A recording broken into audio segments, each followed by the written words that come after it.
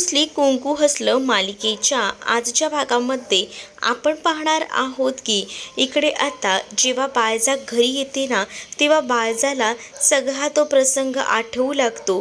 तिला आता त्या घोषणा आठवू लागतात. ती हरलेली आहे आणि त्यासोबत कृष्णाचा विजय झालेला आहे. ती जी घोषणा केलेली असते ती सारखी तिच्या कानामध्ये धुमधुमत असते आणि त्यामुळे ना घरात आल्यावर फक्त ती इकडे तिकडे राऊंड मारत असते. पण हे सगळं काही मैनावतीला माहिती असतं की ही बाई घरी आल्यावर नक्कीच ना कोणत्या ना कोणत्या सामानाची वाट लावणार. म्हणूनच तिने आता घरातल्या त्या नोकर माणसांना सांगून ठेवलेलं असतं की हिच्यापासून ना काचेच्या ज्या काही गोष्टी आहेत त्या लांब ठेवा, नाहीतर हिचा काहीच नेम सांगता येत नाही, ही काय करेल ते, असंही आता म्हटलं जातं. तर इकडे मात्र आता जयकांत आणि त्याचसोबत दलपत भाऊजी जे असतात ना त्यांचे सुद्धा लक्ष बरोबर असतं की इथे काय चाललेलं आहे. आणि आता पुढे त्यांना हे सुद्धा कळत नसतं की ही नेमकी आता बाळजा हरलेली आहे तर काय काय करू शकेल ते. बाळजा फक्त हार झालेली असते म्हणून घरातच इकडे तिकडे फिरत असते, झालेल्या गोष्टींचा विचार करत असते. इकडे मात्र मैना म्हणत असते की काय झालंय घरचं वातावरण, खरंच ना सगळं होत्याचं नव्हतं झालंय. त्या कृष्णानं एका झटक्यात आपल्याकडे सगळं काही वळवून घेतलं आणि त्यामुळेच ना आपल्याला आता या सगळ्या गोष्टी सफर कराव्या लागत आहेत. दुसरीकडे दुष्यंत घरी आलेला असतो आणि दुष्यंत आता विचार करत असतो. त्याला जे जे काही प्रसंग झाले आहेत ते सगळे आठवू लागलेले असतात आणि त्यामुळेच ना तो आता थोडा विचार करत असतो. आणि जेव्हा तो ह्या सगळ्यामध्ये विचार करतो ना तेव्हा मात्र आता त्याला राग येत असतो. तो म्हणत असतो की हे सगळं ना कृष्णामुळे होते. कृष्णा त्या माणसावर विश्वास कसा ठेवू शकते, तो माणूस विश्वासाच्या पात्रतेचा नाही, असंही आता म्हटलं जात असतं. आणि तेवढ्यातच ना इकडे आता जी बाळजा असते तिला आता खूप जास्त राग येत असतो, कारण कृष्णाने सांगितलेलं असतं की गुलाल हा आपल्याकडेच आलेला आहे आणि हा विजयाचा गुलाल तर आपण उधळायलाच हवा. ही अशी काही वाक्य ना तिच्या कानावर पडत असतात आणि म्हणूनच ना तिला त्रास होत असतो. ती आता विचार करत असते की हातात ना तर सगळं काही एक एक करून जात आहे, पण आता करायचं तरी काय, हा मोठा प्रश्न तिच्यासाठी पडलेला असतो. दुसरीकडे मात्र आता कृष्णा रूममध्ये येते आणि ती आता दुष्यंतला समजवायचा प्रयत्न करत असते. दुष्यंत नाराज असतो. दुष्यंतच्या डोळ्यासमोर सारखा तोच प्रसंग येऊ लागलेला असतो. कृष्णा जशी आली आहे हे दुष्यंतला दिसतं ना, तसा दुष्यंत जो आहे तो रूममधनं तिकडनं बाहेर पडायचा प्रयत्न करत असतो. त्यावर कृष्णा दुष्यंतला म्हणत असते की तुम्ही असं का करताय, थोडं ऐकून घ्या ना, थोडं समजून घ्या मला काय म्हणायचं आहे ते. पण आता त्याला काहीच ऐकून घ्यायचं नसतं.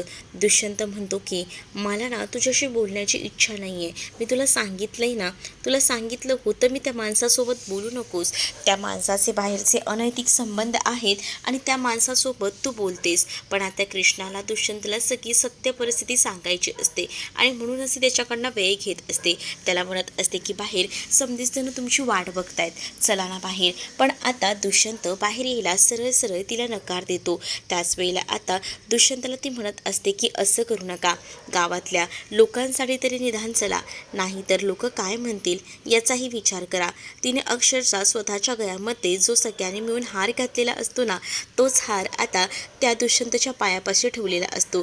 दुष्यंतला ती आता मनवायचा प्रयत्न करत असते, पण दुष्यंत म्हणत असतो की बस झालं, आता पुरे झालं, मी काही केल्या कुठेच येणार नाही आहे. मग कृष्णा एकटीच बाहेर जाते, कारण तिनं आता आढळरावांना बाहेर थांबवलेलं असतं. तर इकडे दुष्यंतला राग येत असतो, कारण कृष्णा ही त्याच्यासोबत वेगळंच वागत असते आणि त्याला असं वाटत असतं की कृष्णाला सांगितलंय की त्या माणसापासून लांब राहू नको, परंतु कृष्णा तरी ऐकत नाहीये. मग आता तोंड पाडायला काय झाले सुनबाई, असेही आता आढळराव जे आहेत ते कृष्णाला विचारत असतात. त्यावर कृष्णा सांगत असते की तोंड पडण्यासारखीच गोष्ट झाली आहे, काय म्हणू मी तुम्हाला आणि काय सांगू, मला खरंच ना कळतच नाहीये या सगळ्या गोष्टीत ना मार्ग कसा काढायचा ते. दुष्यंत सरकार जरा बी ऐकून घ्यायच्या मनस्थितीत नाही आहे. मग आढळराव म्हणतात की त्याचं तर बरोबरच आहे ना, तो कसा ऐकून घेईल, कारण त्याच्यासाठी या सगळ्या काही गोष्टी नवीन आहेत. आढळराव कृष्णाला समजवायचा प्रयत्न करत असतात, पण कृष्णाचा विचार पक्का झालेला असतो. ती म्हणत असते की आपण जे काही ठरवलं आहे ना ते तसंच परत एकदा करायचं, म्हणजेच बाळजाचा खरा चेहरा दुष्यंत सरकारांसमोर आजच रात्री आणायचा. बाकी मला काही बी माहीत नाही असं देखील आता इकडे असणारी कृष्णा ही बोलत असते. कृष्णा जेव्हा या सगळ्या गोष्टी बोलते ना तेव्हा मात्र आता खरंच या सगळ्या गोष्टी सांगायची योग्य वेळ आहे का असं आढळराव कृष्णाला विचारत असतात. कृष्णा म्हणते की हो, कारण आता खूप झालंय, अति झालंय. दुष्यंत सरकारसने हे सगळं समजायलाच हवं. पण तुला असं वाटतं का तो आपण जिथे बोलवू तिथे येईल असं? त्यावर मी त्यांना घेऊन येईन असंही कृष्णा आता आढळरावांना सांगू लागते. आणि त्यानंतर तिकडनं जाते. आढळराव म्हणत असतात की आता जे काही होईल ते व्यवस्थित व्हायला हवं. मग दुसरीकडे आता पाहायला मिळतं की बायजा बसलेली असताना तिथे जयकांत, मैनावती आणि दलपत येतात. बायजाला आता धीर देत असतात. बायजाला म्हणत असतात की कंपनीची माणसं येणार आहेत. मग कंपनीची माणसं येणार आहेत तर मग तुम्ही हे मला का सांगताय असं आता जयकांत आणि दलपतरावांना इथे बायजा बोलत असते.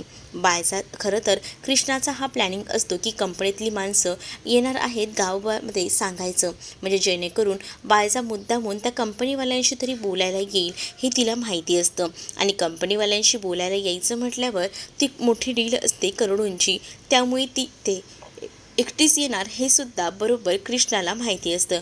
आणि म्हणूनच तर कृष्णाने हे प्लॅनिंग केलेलं असतं. पण जेव्हा दलपत भाऊजी सांगू लागतात ना की निदान आपल्या हातातनं सत्ता गेली आहे, करोडोंचं प्रॉफिट तरी जायला नको, त्यामुळे कंपनीवाल्यांना भेटणं तुम्हाला खूप जास्त गरजेचं आहे. त्यावर बायजा म्हणते की मी करते माझ्या पद्धतीने प्रयत्न, पण आता या सगळ्यामध्ये ना मला तुम्हा कोणाची साथ नको आहे, मी करेन सगळं काही असं देखील आता ती बोलत असते. मुळात जयकांत आणि दलपत भाऊजीसुद्धा जाणार नसतात, कारण कंपनीची माणसं येणार आहेत म्हटल्यावर बायजाला एकटीलाच जाणं तिथे गरजेचं होतं. मग आता बायजाला ते दोघंही जण सांगतात वगैरे आणि तिकडनं निघून जातात. पण आता त्यांचं बोलणं आढळरावांनी ऐकलेलं असतं, त्यामुळे आता आढळराव म्हणतात की कृष्णा वा, काही कमाल केलीस, जे काही प्लॅनिंग होतं ते अगदी तंतोतंत मॅच झालेलं आहे, एकदम सक्सेस झालेलं आहे. मग आता आढळराव लगेचच कृष्णाला कॉल करतात आणि कृष्णाला कॉल करून इकडची सत्य परिस्थिती सांगू लागतात आणि म्हणत असतात की तू जे काही ठरवलं आहेस ना अगदी प्लॅनप्रमाणे चाललं आहे, पण आता आपल्याला पुढचं सुद्धा काम करायचं आहे. हो आबा, आपण आज सगळंच प्लॅनिंग करूया. बरं झालं निदान त्या बाहेर पडतायत हे तर आपल्याला कळलंय, हे देखील आता इकडे कृष्णा ही बोलत असते. आता सांगत असते की मी इकडे सगळं काही आवरते पटापट, कारण तिला ना आता या सगळ्यासाठी दुष्यंतलाही तयार करायचं असतं, म्हणून तिच्यासाठी मोठं एक आव्हान असतं दुष्यंतला सुद्धा तयार करण्याचं. मग आता आढळराव समरला सुद्धा कॉल करून सगळं प्लॅनिंग समजावून सांगतात आणि तू सुद्धा वेळेवर तिथे पोच असंही त्याला आता म्हणू लागतात. आणि जेव्हा त्यांनी हे सगळं सांगितलेलं असतं तेव्हा समरही पूर्ण तयारीनिशी एकदम रेडी झालेला असतो, कारण त्यालाही आता त्याच्या आईला न्याय मिळवून द्यायचा असतो, त्यासाठी त्याची डगमग सुरू असते. दुसरीकडे दुष्यंत बसलेला असताना कृष्णा त्याच्याशी बोलायचा, त्याला समजून सांगायचा प्रयत्न करत असते, पण दुष्यंत आता ऐकायच्या मनस्थितीत नसतो. दुष्यंत सरळ कृष्णाला सांगतो की मला तू काही सांगू नकोस, तुला मी सांगितलं होतं की त्या माणसापासून लांब राहायचं, पण तरीसुद्धा तू त्या माणसाचे आशीर्वाद घ्यायला गेली होतीस आणि त्यासोबत त्याच्याबरोबर ती बाईसुद्धा होती, तिचे सुद्धा आशीर्वाद तू घेण्यासाठी गेली होतीस, हे सुद्धा मी पाहिलेलं आहे. म्हणूनच आता तो चिडलेला असतो, तो तिला रागराग करून बोलत असतो. त्यावर मात्र आता कृष्णा त्याला सावरत असते आणि कृष्णा म्हणत असते की प्लीज ऐकून घ्या ना. दुष्यंत म्हणतो की मला तुझं ना आता काही ऐकून घ्यायचं नाही आहे. तर इकडे आता च्या वाड्याबाहेर इकडे आता सगळीच जण जमलेली असतात, म्हणजे समर आणि अनुसया. तिथे आल्यानंतर समरने आता कृष्णाला कॉल केलेला असतो. समर आता कृष्णाला कॉल करून बोलतो की आम्ही इथे रेडी आहोत, आम्ही पोचलो आहोत, तुम्ही कुठपर्यंत पोचलात? त्यावर कृष्णा म्हणते की हो तुम्ही कामाला सुरुवात करा, तोपर्यंत मी येते, काळजी करू नका असं देखील आता ती सांगू लागते. जेव्हा आता हे सगळं ती समरला सांगते ना तेव्हा आता समर अनुसया एकदम जोरात तयारीनिशी एकदम रेडी असतात आणि ते आता पुढचं नियोजन करत असतात. तर दुसरीकडे बायजा जी आहे तीसुद्धा आता बाहेर पडलेली असते, कारण बायजाला कंपनीच्या मीटिंगसाठी जायचं असतं. तर बायजाच्या समोरच आता ना इकडे ही उभी येऊन राहते अनुसया. अनुसयाला बघितल्यानंतर आता काय करावं ना काही सुधरत नसतं आणि त्यामुळेच ना टेन्शन आलेलं असतं काय करावं. आणि म्हणूनच ती आता त्याच्याकडे रागानंच पाहत असते. आणि जेव्हा ती पाहते ना तेव्हा आता ती म्हणत असते की तू इथे आणि खरं खरं सांग, तू अजूनही जिवंत आहेस ना? मग आता हो, मी कुठे मेली आहे, मी तर जिवंत आहेच की, असंही आता ती म्हणत असते. जेव्हा आता हे सगळं काही ती बोलते ना तेव्हा मात्र आता इकडे असणाऱ्या या बाळजाला धक्का बसतो. बाळजा तर आता पाहतच राहते. बाळजाच्या पायाखालची जमीन सरकते, कारण बाळजाला असं वाटत होतं की सगळं काही आता आपल्याच हाती आहे. पण आता सगळी सत्ता तिच्या हातातनं तर गेलेलीच असते आणि सोबत आता हे सगळं दृश्य म्हणजेच अनुसया जिवंत आहे हे सुद्धा आता तिला कळलेलं असतं. अनुसया म्हणत असते की एवढे दिवस तुला हेच वाटत होतं ना की मी या जगात नाही आहे, मी संपले, पण तसा नाही आहे, हा तुझा भ्रम आहे, असंही म्हणत ती आता तिच्याकडे बघत असते. मग ऑलरेडीच बाळजाकडे पिस्तूल वगैरे रेडी असते. बाळजा म्हणत असते तू तेव्हा वाचलीस पण आता आता नाही वाचणार. काही झालं ना तरीसुद्धा आता मी तुला संपवल्याशिवाय शांत बसणार नाही, असं देखील आता सांगितलं जातं. मग आता बाळजाला राग येत असतो. बाळजानं विचार केला असतो की पहिल्या जेव्हा फटक्यात ही वाचली, पण आता आता नाही वाचणार ही, हिचा आता कायमचा सोक्षमोक्ष लावायचा, असं देखील बाळजानं ठरवलेलं असतं. कारण बाळजाला माहिती आहे की बाळजाच्या आयुष्यात अडीअडचणी आणायला ही मुद्दामूनच आता अनुसया आलेली आहे आणि या अनुसयाला सुखानं जगू द्यायचं नाही हे सुद्धा बाळजाच्या डोक्यात फिट असतं. त्यामुळे अनुसया जिवंत आहे हे कुठेतरी ना आतमधून खटकत असतं बाळजाला. बाळजा आता खवळलेली असते, कारण अनुसया ना तिला खूप काही बोलत असते. अनुसया आता तिला म्हणत असते की इतकी वर्ष मी ह्या सगळ्यापासून लांब राहिली, पण आता नाही, आता तुझं वर्चस्व संपलं, आता सगळं काही माझं सुरू झालं, असं बोलून आता ती चिडत असते. पण इकडे बाळजा तरी कुठे शांत बसते. बाळजाई आता तितकीच खवळलेली असते. पण आता ह्या दोघींचाही व्हिडिओ अडळराव तिकडनं लांबूनच काढत असतात. अडळरावांना पुरावे हवे असतात, कारण मागच्या वेळेला अडळरावांना या सगळ्या गोष्टीतून खूप जास्त सफर करावं लागलं होतं. पण आता नाही, आता अडळरावांनी एवढं प्लॅनिंग केलेलं असतं ना की ह्या बाळजाला भुईसपाट करायचं. बाळजा इथे अनुसयाला वाटेल ते बोलत असते. इकडे आता अनुसयासुद्धा शांत राहून सहन करत असते. पण आता अनुसयाने तीच पिस्तूल हातात धरलेली असते आणि ती आता बाळजाला म्हणत असते की यावर आधी 22 वर्षाआधी जे काही सहन करायचं होतं ते सगळं मी सहन केलं, पण इथून पुढे तुला जर वाटत असेल की सगळ्या काही गोष्टी मी सहन करेल तर हा तुझा भ्रम आहे.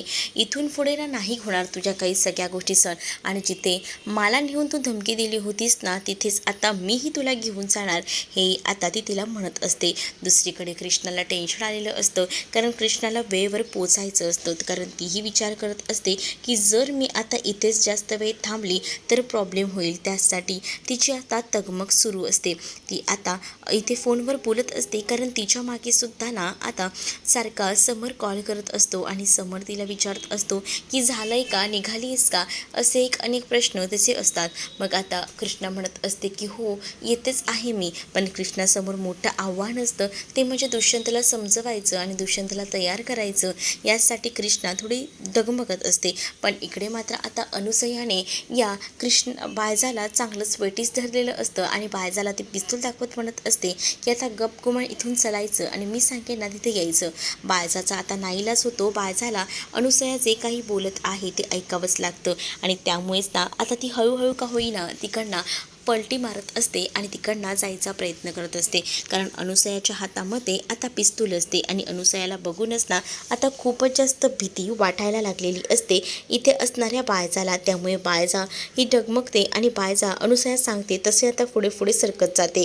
कारण आता जिथे हा प्रसंग आधी घडला होता ना तिथेच अनुसयाला तिला घेऊन जायचं होतं, तेव्हाच तर हिची खरी किंमत कळेल असा विचार ना सुरू असतो. दुसरीकडे आता पाहायला मिळत असतं की दुष्यंत नाराज असतो. दुष्यंत नाराज असताना त्याला कृष्णा समजवायला येते, त्याच्याशी बोलण्याचा प्रयत्न करायला येत असते. कृष्णा आता त्याला म्हणत असते की प्लीज प्लीज माझं ऐकून तरी घे, मला काय म्हणायचं आहे ते. पण आता दुष्यंत ऐकायला तयार नसतो. दुष्यंत कृष्णाला म्हणतो की काय ऐकून घ्यायचं आहे ते तरी मला सांग, कारण आहे ना तू जे काही बोललीस ना त्या गोष्टी मुळात मला पटलेल्याच नाही आहेत. मी म्हटलं होतं की त्या माणसापासून लांब राहायचं, पण तरीसुद्धा तू त्या माणसाबरोबरच अजूनही संबंध ठेवले आहेस आणि ह्याच गोष्टीला मला नकोशा करून ठेवल्या आहेस तू. मग आता कृष्णा म्हणत असते की प्लीज प्लीज माझं समजून घ्या, नक्की काय झालं होतं ते. तुम्ही जर कोणत्याच गोष्टी समजून नाही घेतल्या तर कसं होईल. आणि म्हणूनच ना आता कृष्णा दुष्यंतला आपल्या डोक्यावर हात ठेवायला सांगते आणि तुम्हाला मी कधीही म्हणजे कधीही आता खोटं सांगणार नाही, कधीही मी तुमचा विश्वासघात करणार नाही, तुम्ही मला चुकीचं समजू नका असंही कृष्णा दुष्यंतला सांगून समजावू लागते. पण मला ही शेवटची संधी द्या, या संधीचं नक्कीच मी सोनं करून दाखवेन. तुम्हाला ज्या गोष्टी माहिती नाही आहेत त्या सगळ्या काही गोष्टी तुम्हाला मी सांगायचा प्रयत्न करते, फक्त तुम्ही माझ्यासोबत चला असंही आता कृष्णा दुष्यंतला सांगू लागते. दुष्यंतचा आता नाईलाज होतो. कृष्णा जे काही बोलते ते ऐकावंच त्याला लागणार असतं, कारण कृष्णा अगदी स्फोटतिडकीने शपथ वगैरे घेऊन बोलत असते. आणि त्यामुळेच ना आता कृष्णाला तो सरळ म्हणतो की तू बोलतेस त्या सगळ्या गोष्टी ठीक आहे आणि मी म्हणूनच तर प्रयत्न करतोय, तू काळजी करू नकोस, मी आहे तुझ्यासोबत. आणि असं बोलून ना तो आता तिला धीर देत असतो. तर दुसरीकडे मात्र आता कृष्णा आणि दुष्यंत बोलत असतानाच कृष्णा दुष्यंतकडे शेवटची संधी मागत असते, कारण तिला या संधीचं सोनं करून दाखवायचंच असतं अखेरीस. कारण तिला असं माहिती असतं की जी बाळजा आहे त्या बाळजानं आतापर्यंत काय काय केलेलं आहे ते पुराव्यासकट तिला दाखवायचं असतं. तिथे आता मुख्य जागेवर गेल्यानंतर इथे तिच्या हातात ना जे पिस्तूल असतं ना अनुसयाच्या ते खेचते बाळजा, आणि बाळजा आता तिला संपवायची धमकी देत असते आणि म्हणत असते की बघ आता तुला कोण वाचवायला येतं ते. आणि तेवढ्यातच कृष्णामध्ये येते. दुष्यंतने सुद्धा हे सगळं लांबून पाहिलेलं असतं. दुष्यंतलाही आता सगळा भूतकाळ समजलेला असतो, त्यामुळे दुष्यंतही आता कृष्णाच्या पाठीशी खंबीरपणे उभा असतो आणि कृष्णाला म्हणत असतो की तू हे सगळं काय सहन करत बसली आहेस, तुला जे काही बोलायचं आहे ते बोलून टाक. आणि त्याच वेळेला आता तो तिला या सगळ्या गोष्टी जेव्हा सांगतो ना तेव्हा मात्र आता बाळजाला कृष्णा म्हणत असते की आता तुमचा दिवस संपला आहे, आता तुमची बारी नाही तर माझी बारी आहे, बघा आता मी तुम्हाला कसं दाखवते ते. आणि असं बोलूनच ना आता ती तिथे आता भाषण करत असते. पण दुष्यंत कृष्णाला म्हणतो की या बाईला असंच सोडू नको, आताच्या आता पोलिसांना बोलव आणि पोलिसांकडे ह्या बाईला सोपवून टाक, तेव्हाच तर या बाईला हिने काय काय केलेलं आहे ते समजेल. आता दुष्यंतसुद्धा पोलिसात द्यायला सांगतोय म्हटल्यावर इथं आता बाळजा जी आहे ती एकदम चक्रावून गेलेली असते. तिलाच कळत नसतं की काय करावं ते, आणि त्यामुळेच ना मोठ्या टेन्शनमध्ये ती अडकलेली असते. आणि त्याचबरोबर दुष्यंतसुद्धा तिच्या पाठीशी नसतो, त्यानेसुद्धा डायरेक्टली सांगून टाकलेलं असतं की हिला जे आहे ते तुम्हाला काय करायचं आहे ते करा, आणि कृष्ण तो तर सरपंच आहे त्यामुळे जे काही घेशील ॲक्शन नीट विचार करून घे असं देखील आता सांगण्यात येतं. आणि जेव्हा या सगळ्या गोष्टी सांगण्यात येतात ना तेव्हा मात्र आता विचार करत असताना मुळात ना त्याच्या आईचा खूप जास्त राग येत असतो, कारण त्याने विचारही केला नव्हता की एवढ्या सगळ्या गोष्टी ह्या बाळजानं आधीच करून ठेवलेल्या असतील त्या. आणि त्याला आता तिला आई म्हणायची सुद्धा लाज वाटत असते, तो सरळ स्पष्ट बोलून टाकतो. तर त्यामुळे आता अडयरावांना सुद्धा बरं वाटत असतं की इतके वर्ष त्यांनी जे काही सहन केलेलं होतं त्याला आता फायनली जाऊन न्याय मिळालेला होता, आणि त्यामुळे त्यांना आता सुटकेचा श्वास ते घेत होते. तुम्हाला हा भाग कसा वाटलाय कमेंटमध्ये मला नक्कीच सांगा, आणि अशाच नवनवीन भागांसाठी आपल्या चॅनलला सुद्धा सबस्क्राईब नक्कीच करा. चला तर मग भेटूया पुढच्या भागामध्ये. तोपर्यंत टाटा बाय. व्हिडिओ आवडला असेल तर व्हिडिओला लाईक करायला विसरू नका. चॅनलवर नवीन असाल तर चॅनलला सबस्क्राईब करा.